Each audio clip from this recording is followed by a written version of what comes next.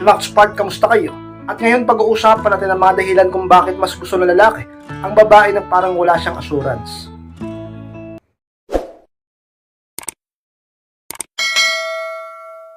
At kung handa na kayo, masarap po tayo. At muli, be inspired.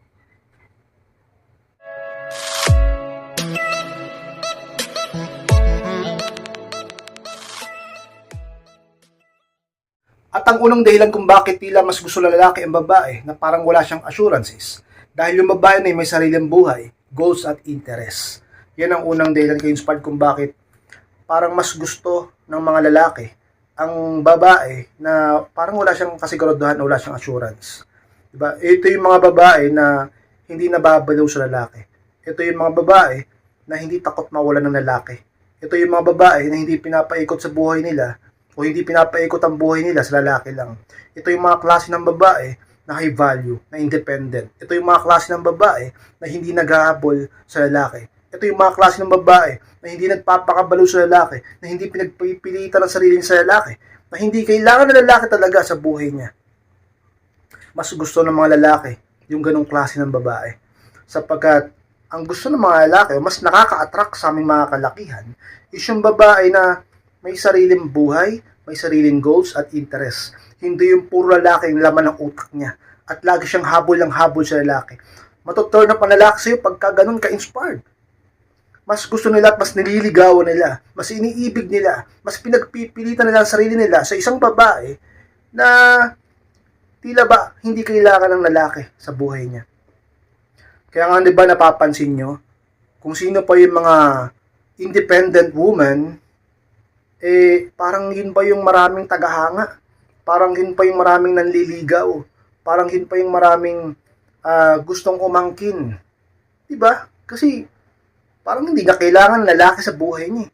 Parang mas focus siya sa goals, mas focus sa mga interest niya, sa buhay niya at hindi sa lalaki. At sobrang attractive nun. Sobrang attractive nun, sobrang magnetic yun, sobrang appealing yun, sobrang charismatic nun sa mga mata ng mga kalakihan. Hinahabol-habol yung ganun. Kasi tingin ng mga lalaki doon, mga high value. Sipin mo, hindi niya kailangan ng lalaki sa buhay niya. Wala siyang pakialam kung magka-boyfriend siya o kung may manligaw man sa kanya. Basta siya, mas inuuna niya yung self-improvement. Mas inuuna niya yung financial niya, yung pamilya niya. Diba? Pero yung mga babae na habol lang habol sa lalaki, yung mga babae na laging nakadepende lang sa lalaki, yung mga babae na naghahanap ng lalaki para sa pansarili lang nila, yung mga babae na pinapaikot ang buhay nila, nagpapakabaliw, naghahabol sa lalaki, yun pa yung iniiwan, yun pa yung binabaliwala, yun pa yung tinitiis, yun pa yung sinasaktan, yun pa yung niloloko, yun pa yung talaga namang pinagpapalit. Kaya matuto kayo, ka-inspired sa mga high value na babae. Huwag puro lalaki, unahin nyo ang sarili nyo. Unahin nyo ang buhay nyo. At ang mga lalaki, maghahabulan sa inyo. Makakapamili ka pa. Marami ka pang pipilian. Kung sino yung pinaka-the best sa kanila para sa'yo. Sa sa mga sikreto. Sa mga dahilan ka-inspired kung bakit mas gusto ng mga kalakihan ng babae na tila ba wala silang assurance, ka-inspired. At ang pangalawang dahilan, mga ka-inspired, kung bakit mas gusto ng lalaki ang babae na tila ba wala siyang assurances, may mystery at tila ba hindi binibigay ang buong atensyon agad. Yung pangalawa, ka-inspired. Diba? May pagka-misteryoso yung babae. Mysterious. Alam mo yun, yung tipong nililigawan siya ng lalaki o ginugusto siya o minamahal siya kung partner na sila. Pero hindi niya binibigay lahat. Hindi siya laging nagpaparamdam, hindi siya laging available, pero hindi rin siya nagkukulang. O kung minsan nagkukulang dahil masyadong focus sa goals, sa trabaho, diba? May pagka-misteryosa. Isipin ng lalaki, bakit kaya gwapo naman ako? May pera din naman ako, may trabaho din naman ako. Mahal ko naman siya, nag-e-effort naman ako sa kanya. Bakit kaya ganun yung babae na yun? Ba't parang hindi niya ako masyadong binabalidate? May value kaya talaga ako sa kanya? Parang hindi rin siya takot na mawala ako kapag nagtatalo kami. Ako palagi nagpapakumbaba para magkaayos lang kami. Para siyang hindi takot na mawala ako. Para bang okay lang sa kanya. O hindi siya masasaktan kahit na magtapos kami. At tila ba, Hindi niya ako masyadong pinagpopokusan ng oras niya at di siya laging available sa akin. Magtataka yung lalaki. Isip-isipin ka palagi nun. At gugustuhin niya lagi, hahabulin niya lagi yung atensyon mo. Mangangarap siya palagi na bigyan mo siya ng sapat na atensyon. At kapag binigyan mo siya ng atensyon, susulitin niya yun. Magiging masaya siya, magiging masaya ka. Lagi mag-e-effort sa'yo na lalaki. Lagi siyang maghahabol sa'yo. Mababaliw siya sa'yo. Siyang lagi magiging available. Gagawin niya lahat para sa'yo. Huwag kayong laging available. Magpaka-mysterious. Huwag laging magparamdam. Huwag ibigay ang buong atensyon sa lalaki. Mag-focus sa buhay, sarili, self-improvement. Mag-no contact rule kung kinakailangan. Huwag magpumilit, huwag maghabol. At ang lalaki ay laging siyang mababaliw sa'yo.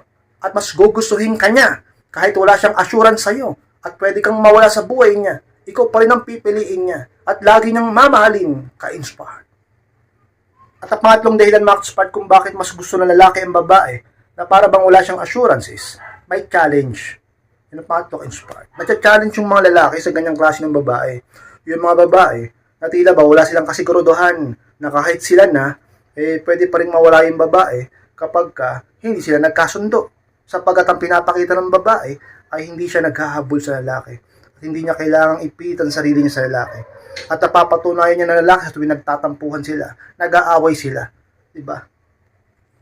Kaya gayahin niyo yung mga ganyan. Lalo na kung wala ka namang ginawang masama, wala kang ginawang mali. Pero kung may ginawa kang mali, syempre, magpakumbaba ka din. Kahit high value ka pa. Ganyan yan. Diba? May challenge kasi.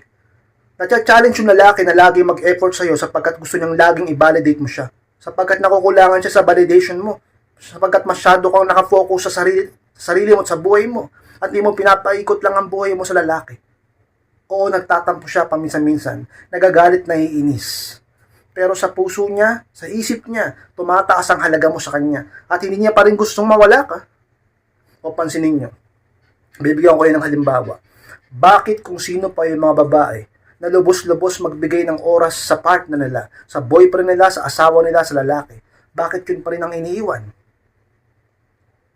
Bakit kung sino pa yung nagmamahal ng sobra, nagpapakabaliw sa lalaki, ibinibigay ang lahat sa lalaki, bakit yun pa yung ipinagpapalit?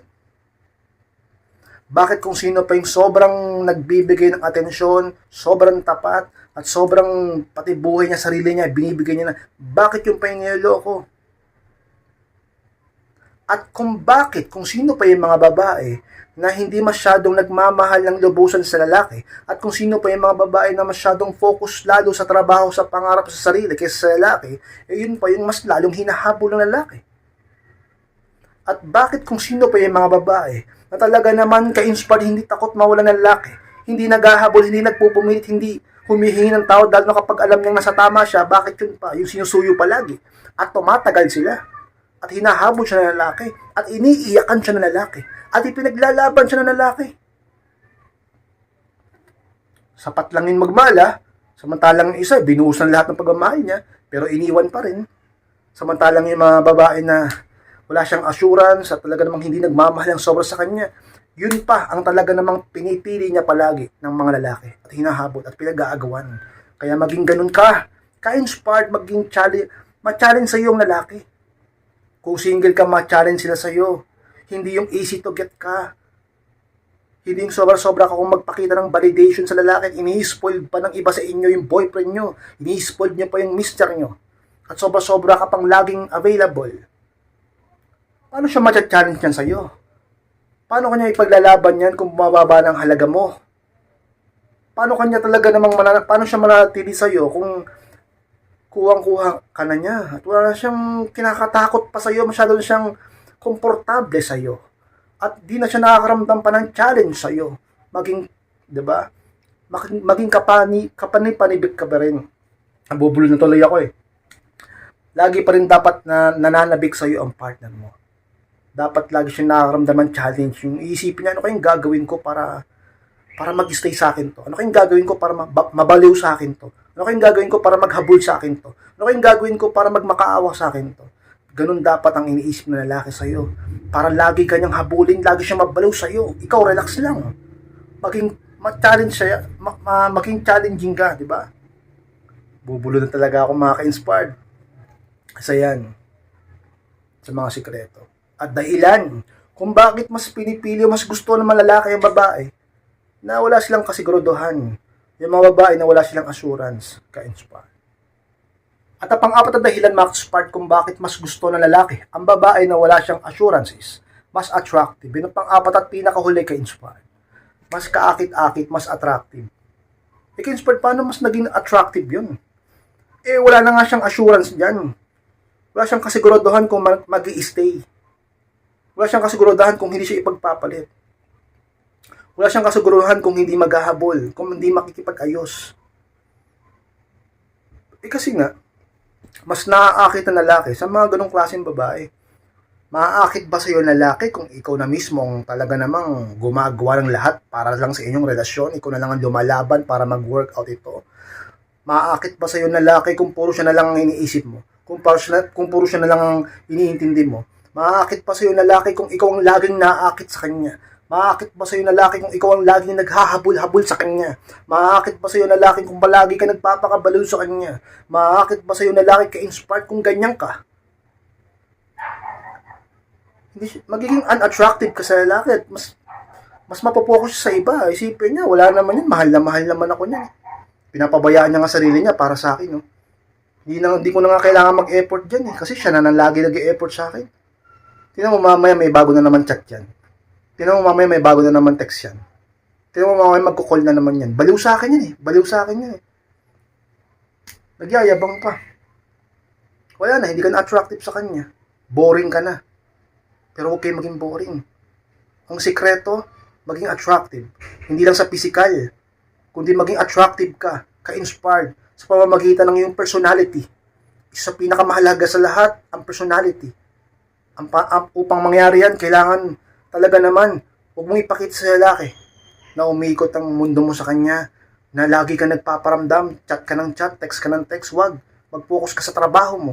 Mag-focus ka sa pagpapaganda ng sarili mo, ng katawan mo, ng itsura mo, ng trabaho mo. Masip pa ata yung laway ko. Ka-inspired. Sa mga sikreto. Diba? Upang maging attractive ka. Akala ng iba yung pagiging attractive sa ano lang, sa itsura lang, sa look, sa mukha, sa katawan. Hindi. Ang pagiging attractive, hindi lang naman yan sa itsura. Hindi lang naman yan sa physical na anyo. Ang pagiging attractive ay talagang sa personality, sa status, at sa game. Kala nyo sa itsura lang, no? O bakit yung iba dyan, hindi naman maganda, hindi naman pogi, ba't ang dami nagkaagusto? Yung iba dyan, hindi naman sexy, hindi naman macho, ba't ang dami naghahabol? Nagmamatter ang personality. Diba? Maganda ka nga, naghahabol ka naman sa lalaki. Siya, hindi naman siya ganun kaganda, pero hindi naman siya naghahabol sa lalaki. Mas na-attract yung lalaki sa kanya. Maganda ka nga, lagi ka namang available. Siya, hindi ganun kaganda, pero hindi siya laging available sa partner niya. Mas naghahabol yung partner niya sa kanya. Samantalang yung partner mo, relax na relax sa'yo. Kasi lagi kang available. Ka-inspired, sana naiintindihan nyo yan. Maging attractive ka, hindi lang sa itsura, kundi sa ugali mo, sa personality mo, sa game. Huwag laging available at lagi naman mag-self-improve. Mag-no contact kung kailangan. Huwag kang masyado mag-validate sa lalaki upang siyang laging maghabol sa iyo. Dahilan kung bakit ang lalaki mas gusto. Ang mga babae, na tila ba wala silang assurance o kasiguraduhan.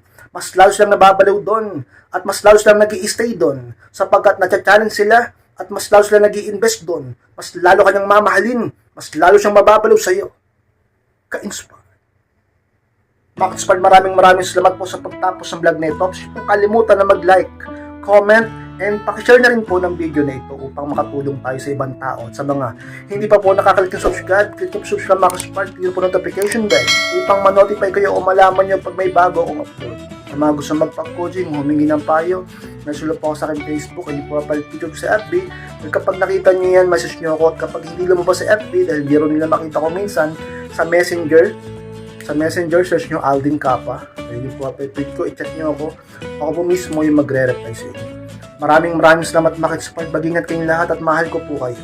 At muli, be inspired.